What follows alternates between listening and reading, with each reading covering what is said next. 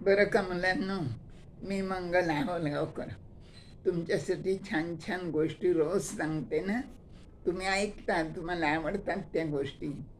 तर आजची जी गोष्ट आहे ना, ती पण खूप गमतीशीर गोष्ट आहे बरं का. गोष्टीचं नाव आहे भटजी आणि लबाड माणूस. काय नाव आहे गोष्टीचं? भटजी आणि लबाड माणूस. तर एक की गाव असतं बरं का. त्यानंतर त्या गावात एक भटजी राहत असतात आणि ते सात्विक असतात. देवाची पूजा बिजा करायची ते त्यांना आवडतं.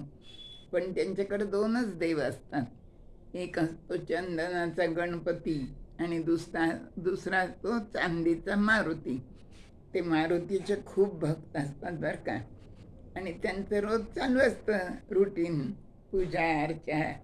एकदा काय होतं, त्यांना बरेच महिन्याकरता गावाला जायची वेळ येते. त्यांना प्रश्न पडतो, आता ह्या देवाची पूजा कोण करेल? मग गावात एक त्यांचा मित्र असतो, त्याच्याकडं ते जातात आणि त्याला म्हणतात, मला असं बरेच महिने बाहेर गावी जायचे, तर हे दोन देव तुमच्याकडं ठेवू का?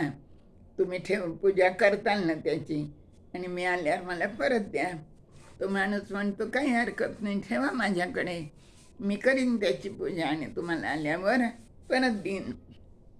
मग ते भटजीबुवा तो चंदनाचा गणपती आणि चांदीचा मारुती दोन्ही देव त्या आपल्या माणसाला देऊन टाकतात. भटजीबुवा गावाला जातात.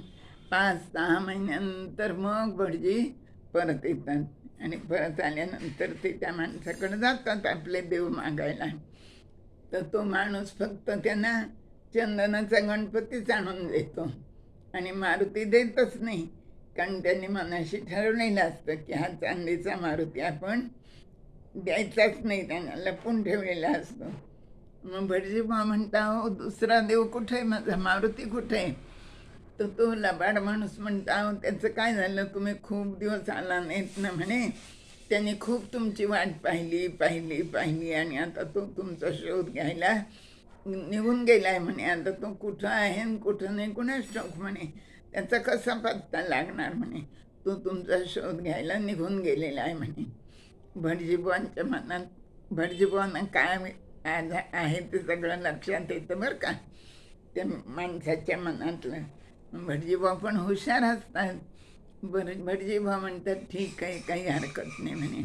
मी आता नदीवर जातो, आंघोळ करतो, देव धुतो आणि घरी जाऊन देवाची पूजा बिजा करतो. पण जरा नदीवर जाताना तुमच्या मुलाला देता का म्हणे माझ्याबरोबर? तर तो माणूस आपला लहान 5-6 वर्षाचा मुलगा देतो त्यांच्याबरोबर. आणि मग हे नदीवर जातात बरं का भटजीबुवा.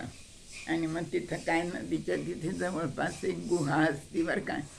तर त्या गुहेमध्ये त्या मुलाला गोड गोड बोलतात, खाऊ देतात आणि काही पैसे देतात, चॉकलेट देतात आणि त्या गुहेत त्याला लपवून ठेवतात आणि आंघोळ करून घरी जातात.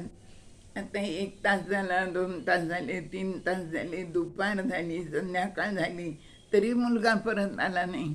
मग त्या माणसाला काळजी वाटायला लागते ना. मग तो माणूस भटजीबुवांकडे येतो आणि तो म्हणतो की माझा मुलगा अजून आलाच नाही म्हणे घरी, कसं काय तुम्ही अजून पाठवलं नाही? तर भटजीबुवा हसायला लागतात आणि म्हणतात, अहो त्यांचं काय झालं, गंमतच झाली म्हणे. मी नदीवर गेलो ना, तर झाडावरून तो चांदीच्या मारुतीने उडी ते मारली म्हणे आणि तुमच्या मुलाला घेऊन तो निघून गेला म्हणे, पळून गेला. आता तो कुठं गेला, कुठं असेल कुठं नाही मला काही माहीत नाही म्हणे. अशी गंमत झाली म्हणे. मग त्या माणसाला आपली चूक कळती बरं का. आणि तो माणूस तो चांदीचा मारुती भटजीबुवांना परत देतो, त्यांची क्षमा मागतो आणि मग भटजीबुवा पण त्या गुहेतून त्या मुलाला आणून त्या माणसाला त्यांचा मुलगा परत देतात. तर असे हे ठकास महाठकाशे दोघंजणं असतात बरं काय. शेराज संभाषेर म्हणतो ना आपण, तसे. तर अशी गंमतीची एक छानशी गोष्ट, लहानशीच पण चांगली गोष्ट आहे ही, मी तुम्हाला सांगितली. धन्यवाद.